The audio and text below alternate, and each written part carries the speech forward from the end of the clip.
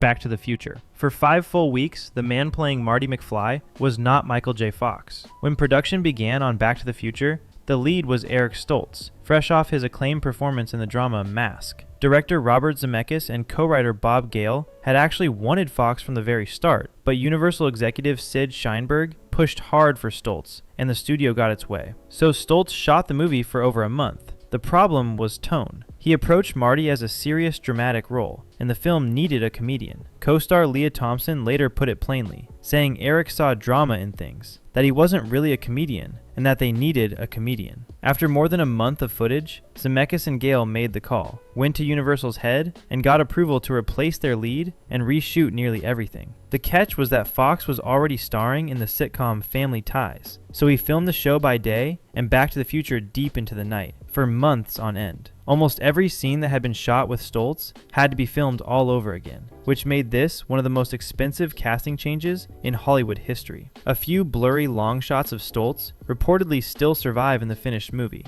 but his performance was replaced almost entirely. And that is exactly why this one leads the list. Fox is so completely fused with Marty McFly that most people watching have no idea another actor carried the role first.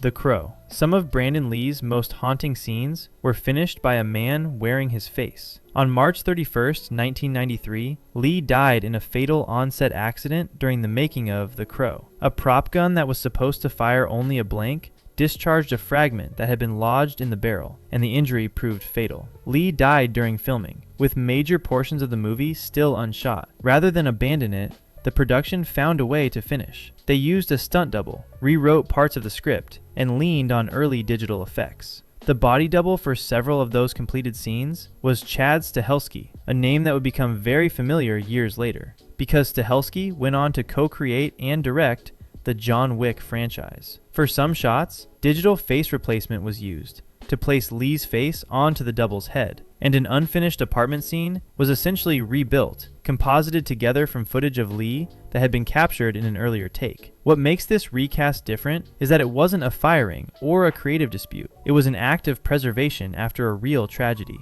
and one of the earliest times a film used digital face replacement to complete a performance. The detail that surprises almost everyone is that Lee's body double grew up to make John Wick. Iron Man 3. In the climax of Iron Man 3, the Tony Stark on screen is often not a real person at all. Back in 2012, while filming a wire stunt on the Wilmington, North Carolina set, Robert Downey Jr. leapt between 2 platforms in a drop of roughly 12 feet, landed harder than planned, and injured his ankle. The injury slowed the whole production for about 6 weeks. Now, most films would simply pause. Marvel did not. Instead, the studio kept shooting Downey's scenes, using a body double in his place. Then Weta Digital built a digital double of Downey, replacing the stand-in's face with a capture of the actor's real face recorded later in post-production. The film's entire final beach sequence was shot this way, with the double on set while Downey recovered at home. And here is the wild part. Many people consider this some of the most convincing face replacement work of its era, precisely because nobody noticed. There was no headline, no obvious seam, no moment that felt off. The trick simply worked. Even the actual shot in which Downey hurt his ankle was kept and used in the finished movie. This is the modern version of the recast. Not swapping one actor for another, but swapping the body and pasting the star's face back on afterward, so smoothly, the audience is never meant to catch it.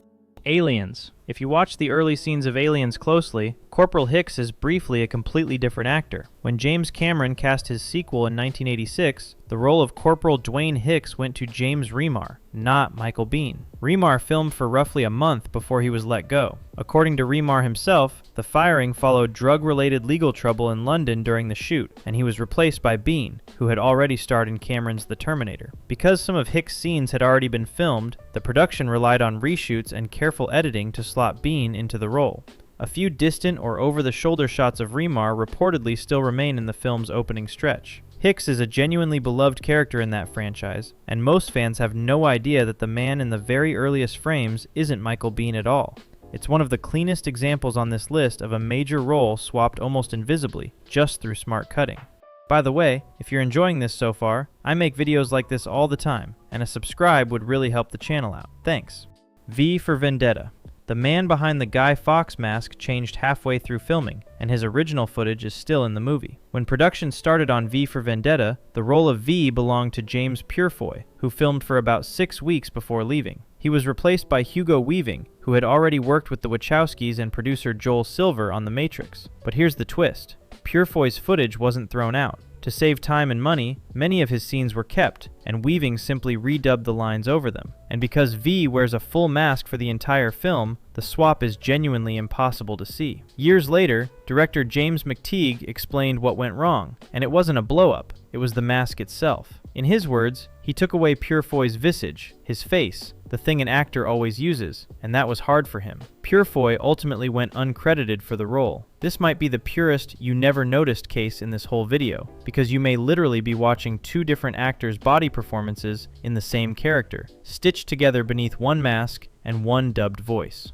Gladiator. Oliver Reed died before finishing Gladiator, so the filmmakers gave his face to another man's body. Reed played Proximo, the gruff old gladiator trainer, in Ridley Scott's 2000 epic. On May 2, 1999, while on location, Reed suffered a heart attack and died in a pub in Valletta, Malta, with scenes still left to shoot. Because filming was nearly complete, recasting Proximo simply wasn't practical, so Scott made a groundbreaking decision. He spent about $3.2 million on then-pioneering digital effects to finish the role. Reed's face was digitally mapped onto a body double, with the visual work handled by the British effects house, The Mill. For its time, this was cutting edge, and it helped set the template that later films would follow when an actor died mid-production. Proximo carries a real emotional arc in that movie, and audiences never sense that some of his final moments on screen are actually a digital reconstruction of a man who had already passed away. It stands as a landmark early case of completing a performance after death. The Wizard of Oz. The Tin Man you know was not the first Tin Man MGM hired. When The Wizard of Oz went into production in 1939, the role went to Buddy Ebsen. The trouble was the makeup. His silver look was created from aluminum powder, which Ebsen inhaled, triggering a severe reaction. About 9 days into filming, he was hospitalized, placed in an oxygen tent, and ended up spending roughly 2 weeks in the hospital. To finish the film, MGM hired Jack Haley to replace him, and this time the makeup was switched to an aluminum paste to avoid the same danger. Ebsen's exit was never publicly announced, and Haley quietly became the only Tin Man audiences would ever see. It's one of the oldest secret recasts in Hollywood, and it's completely invisible. Whole generations grew up on this film, never knowing the Tin Man was the second actor in the suit. Eyes Wide Shut. Stanley Kubrick filmed an actress's entire role, then deleted her and recast it. For Eyes Wide Shut, released in 1999, the part of Marion originally went to Jennifer Jason Leigh, and she filmed nearly all of her scenes. But Kubrick's shoot was famously endless, running roughly 400 days. A record for the longest continuous film shoot. Eventually, Leigh had to leave to fulfill another contract before the marathon production finally wrapped. Rather than work around her absence, Kubrick simply deleted her entire performance, recast the role with Marie Richardson, and reshot the scenes from scratch. The finished film contains none of Leigh's work. A perfectionist director quietly erasing a completed performance is a striking kind of hidden recast, because the version everyone eventually watched never included the original actress at all. All the Money in the World. With the movie already finished, the filmmakers erased its lead actor and reshot his scenes in 9 days. In All the Money in the World, released in 2017, oil billionaire J. Paul Getty was originally played by Kevin Spacey. Then, about 2 months after filming wrapped, sexual misconduct allegations were made against Spacey.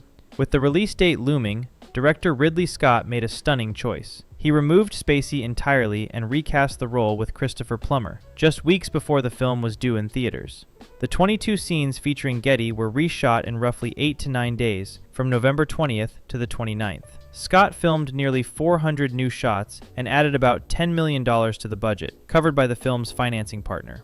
Co-stars Michelle Williams and Mark Wahlberg came back for the reshoots, and Plummer's performance was so well received that it earned him an Academy Award nomination. An entire lead performance was surgically removed and replaced right before release, and the finished film shows no seams at all. It's the fastest full lead recast on this list.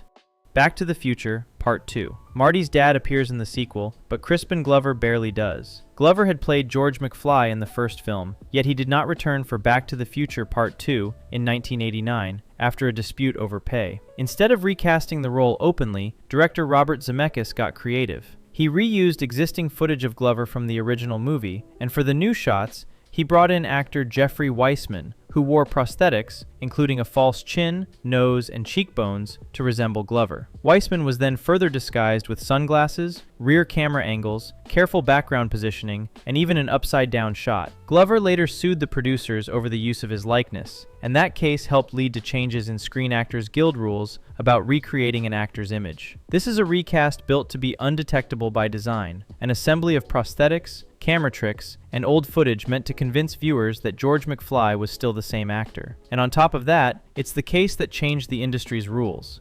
Apocalypse Now. The soldier at the center of Apocalypse Now was almost a different actor entirely. When Francis Ford Coppola began his troubled epic, the role of Captain Benjamin Willard belonged to Harvey Keitel. Keitel actually filmed out in the Philippine jungle before Coppola decided the performance wasn't right for the role. Early in that grueling production, he replaced Keitel with Martin Sheen. Sheen went on to deliver one of the defining lead performances in film history, including that unforgettable opening hotel room sequence. He would later suffer a heart attack during the film's famously brutal shoot. One of the most acclaimed leads in all of cinema replaced another actor early on, and the swap is invisible in the finished movie, so most viewers never learn that Keitel was Willard first. Saratoga. One of the biggest stars of the 1930s finished her final film without ever finishing it. Jean Harlow, a major MGM star, died on June 7, 1937, during production of Saratoga, with scenes still left to shoot. The movie was largely complete, but it still needed her remaining moments. Rather than recast the role outright, MGM used a stand-in named Mary Dees to perform Harlow's physical part on screen, hiding her face with hats, careful angles, and clever body positioning, while actress Paula Winslow provided Harlow's voice for the lines that were left. Saratoga was then released as planned and became a box office hit, partly on the wave of public interest following Harlow's death. This is the trick before digital effects even existed. A star finished on screen by a double shot from behind, and a separate voice actress, decades before CGI made any of it seamless. And audiences at the time largely couldn't tell. Furious 7. The most moving recast in modern movies is one the filmmakers hoped you'd never notice, and for good reason. On November 30th, 2013, Paul Walker died in a car crash before he could finish his scenes as Brian O'Connor in Furious 7. Faced with an impossible situation, the production chose not to kill the character off crudely or hand him to a stranger. Instead, they completed his performance digitally. Walker's own brothers, Caleb and Cody Walker, stepped in as body doubles. Caleb handled the body size and the mannerisms, while Cody helped with the eyes. Weta Digital scanned the brothers, used them as reference, and built a photorealistic digital version of Paul Walker's face. Roughly 260 shots placed a computer-generated version of Walker's face over his brother's performances, and about 90 more shots were reworked from footage Walker had already filmed. In total, reports describe around 350 digital shots centered on Brian. The film then closes with a farewell sequence for the character that audiences widely read as a tribute to Walker himself. And overwhelmingly, people did not perceive which moments were digital and which were real. This closes the video because it's both the most emotionally resonant and the most technically ambitious recast of them all. A man's own brothers standing in for him so his character could get a proper goodbye. The seamlessness was the entire point, and it's exactly why so few viewers realized just how much of that final act was built in a computer. If this was worth your time, consider subscribing so you catch every new video. Thanks for watching.